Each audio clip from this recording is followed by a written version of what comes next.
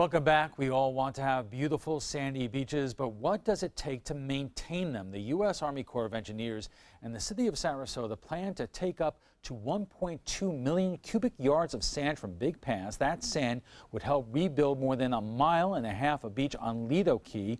The renourishment is particularly needed after the battering of storms and tropical storms Colin and Hurricane Hermine. Joining us for more on the situation is Joan O'Miller, a local environmentalist and former professor at New College of Florida, Tom Barwin, city manager of Sarasota, and Susan Nylon, a media specialist here on the Suncoast.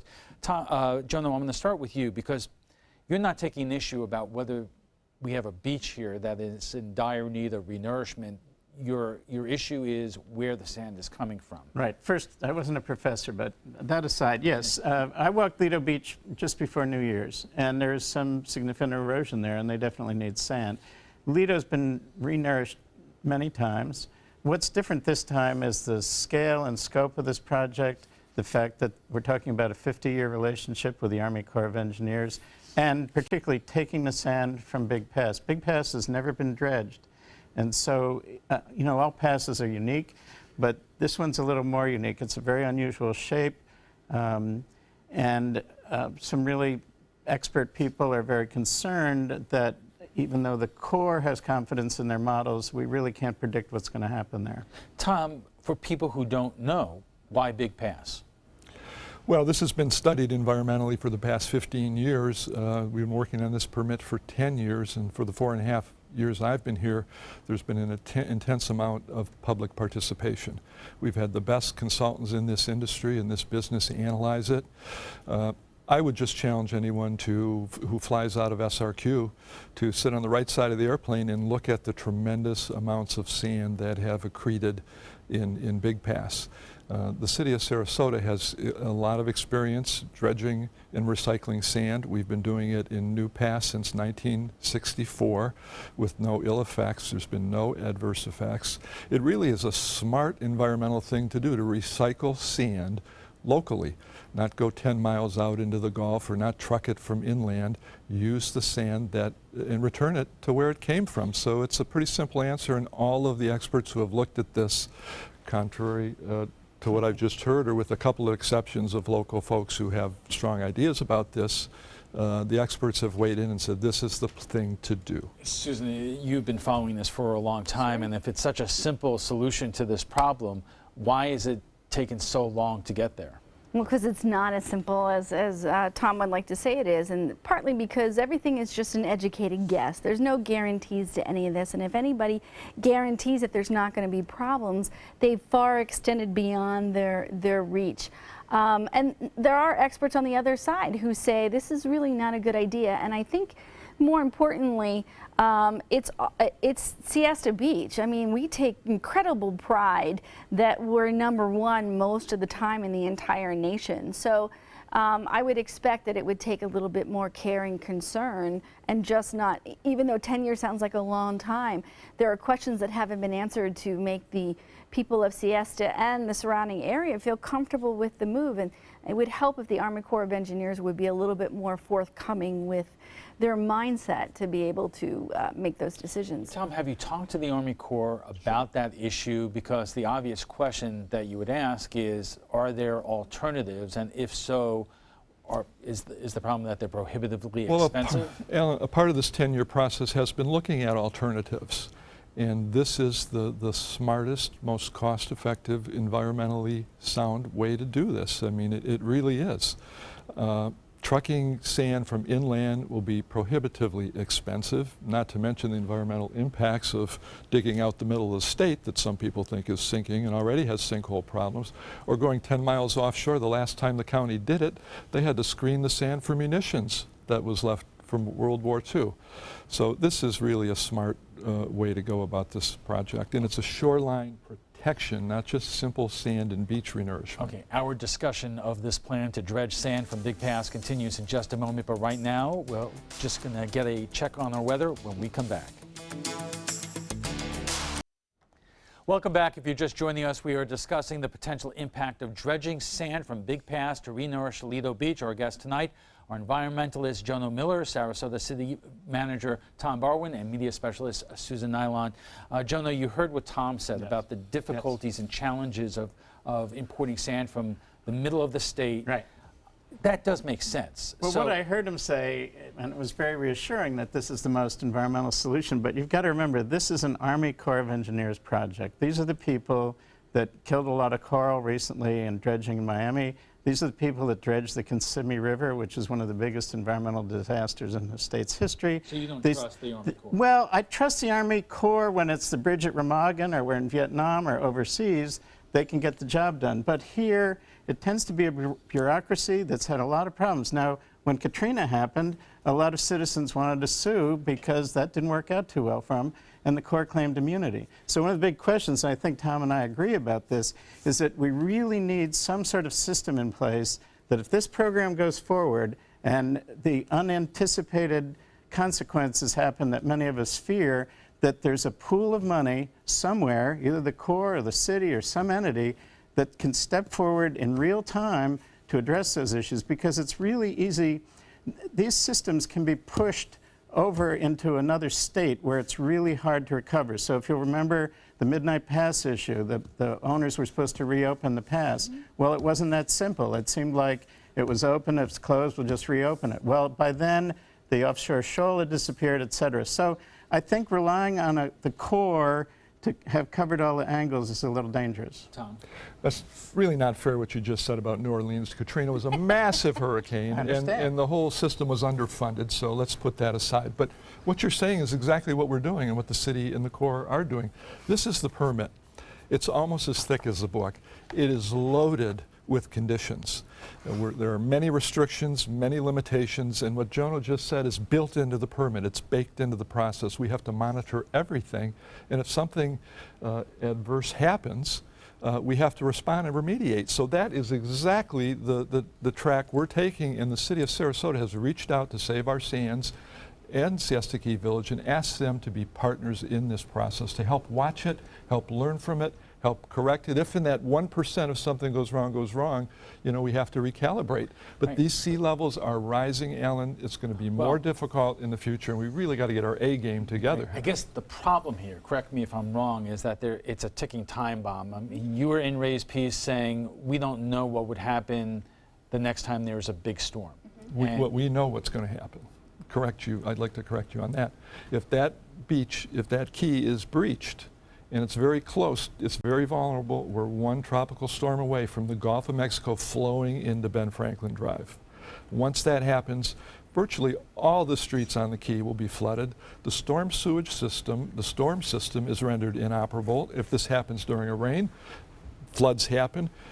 It'll be impossible for emergency vehicles to access the island. It'll be impossible for people to get off the island, and then we have to shut the sanitary sewer system down. Susan, you heard in Ray's story today that the county is not acting one way or the other, but there is still possibly an appeal in terms of fighting the permitting of it. Sure. What do you know about that, and what kind of impact could this have on the timeline in terms of getting the dredging done? I mean, to be honest with you, it could slow it down just because of due process, but the truth of the matter is the state has the final say. The Army Corps of Engineers carries a lot more weight than the citizens, and it's extremely difficult. I know the citizens that are of the organizations to save Siesta Beach have hired a very powerful law firm to fight it. But I don't know how effective it's going to be, because they can just pull rank and just start moving forward to a certain extent. And I want to comment as far as what Tom said. You know, there are systems in place in this contract, but the truth of the matter is, it's like slowing down a cruise ship. You know, you may start to apply the brakes, but it still takes 8 hours to slow down a cruise ship. So the question I would have is, if something does go wrong, how quickly can you turn it around? And how quickly can you remediate? And I don't believe it could be that fast. There are a lot of people that have a lot of experience with this around the state of Florida. We've hired a bunch of them. The Army Corps, I mean, at some point in our life, in our society, you have to trust somebody. We have brought a lot of experience to the table. I mean, NASA put a man on the moon, and we don't like the federal government, and every once in a while they make a mistake. but they've done a great job overall with how space has evolved and travel. So you have to trust somebody, and they have a lot of experience. So we put a great team together, and we want to strengthen it with local people. Let's get off the litigation track and get into the problem solving and building toward a stronger future track. Is part of the problem that the Army Corps is not being as open and communicative as it should be, considering? I don't think so, Alan. There's been many meetings and an immense amount of public participation. This permit is as thick as a book in responding to citizens' concerns. The good news is it's a much better project thanks to all the staff work and the citizen participation. And every criticism has been reviewed, analyzed, peer-reviewed twice, and protective measures have been baked into this.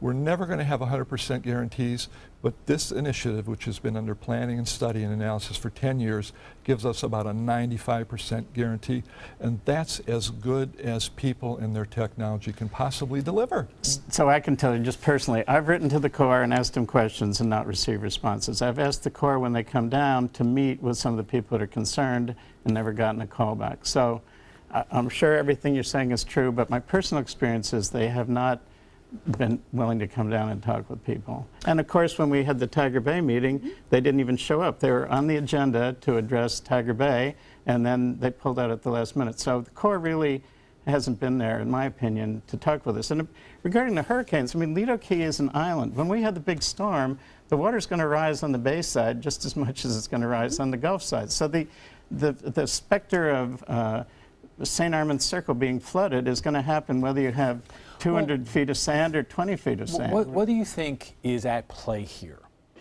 in terms of the decision making in this process? What do I think is at play? Politics.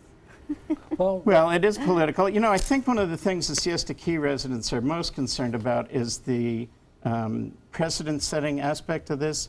As Tom said, there's a lot of sand on that shoal. And they will tell you, well, we're only taking a little bit of the sand. But there are a lot of beaches between, from Anna Maria to Venice that would like to have sand. And if the word gets out that, hey, you can get a permit to take sand from the Big Pass Shoal, Siesta Key residents are saying, well, where's the backstop on this? Where would this stop? Tom, what's the time frame going on here? Because obviously you've made the case in terms of the immediacy that's needed here. Well, Jono makes a point, and that's exactly what we're trying to do. We're trying to team up to keep local sand here locally, whether it's New Pass, Big Pass, and keep these three beautiful beaches beautiful. We love Siesta Key Beach. Nobody would ever do anything to harm it or risk harming it. But the time frame is we need to move as quickly as possible. Does that mean by the spring before next hurricane season? Well, the project still has to be bid out. So if this is tied up in litigation for 6 months or a year, we're a year behind, and that really puts us on the doorstep of a disaster. So I am pleading with the people from Save Our Sands and Siesta Key to work with us, join in partnership, do all the things that Jono suggested be done.